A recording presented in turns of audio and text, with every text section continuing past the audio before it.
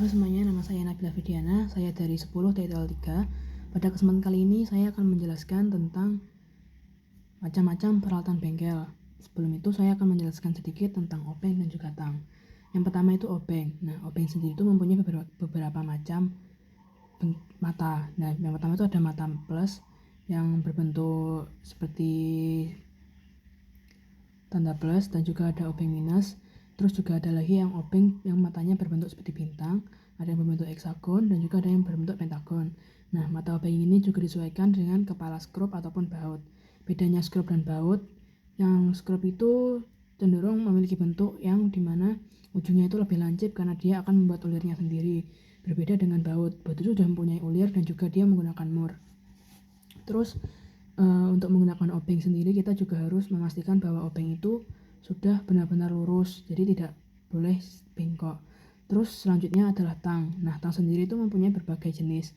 Yang pertama itu ada tang campuran. Tang campuran itu adalah tang yang bentuknya itu dan juga fungsinya itu merupakan gabungan dari tang potong dan juga tang jepit. Jadi dia bisa digunakan untuk menjepit dan juga bisa digunakan untuk memotong.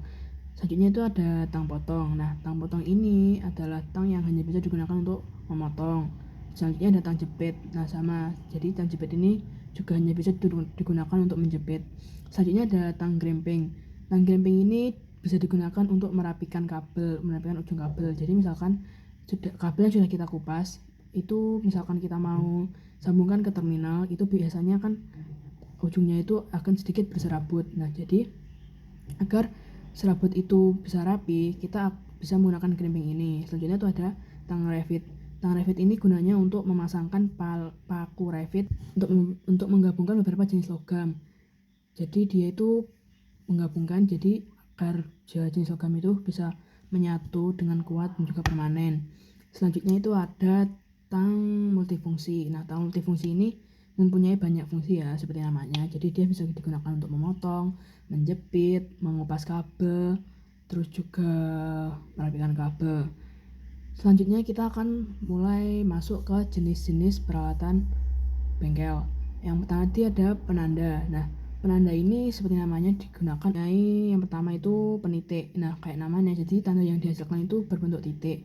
Jadi dia tuh kayak semacam logam, dan nanti ujungnya itu akan sedikit lancip.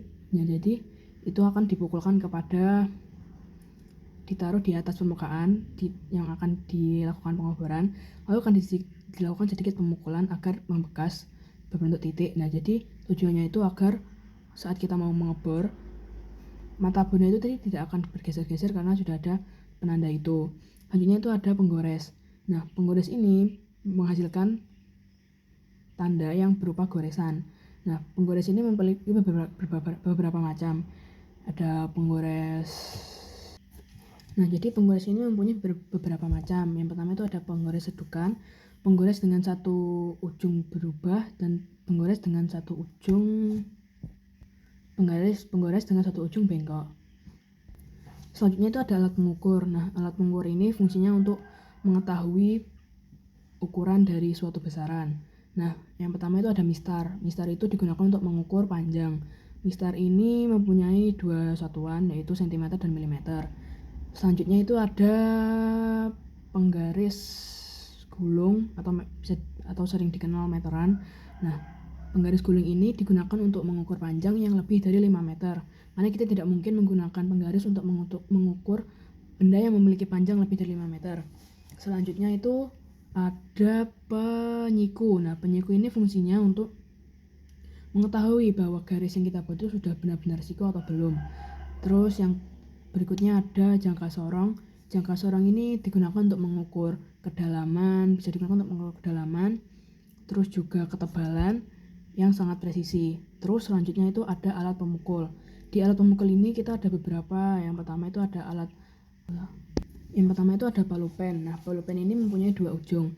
Yang pertama ujung yang rata itu digunakan untuk alat pemukulnya. Yang kedua itu ada ujung yang bentuknya seperti cakram seperti ini, yang itu gunanya untuk mencabut paku.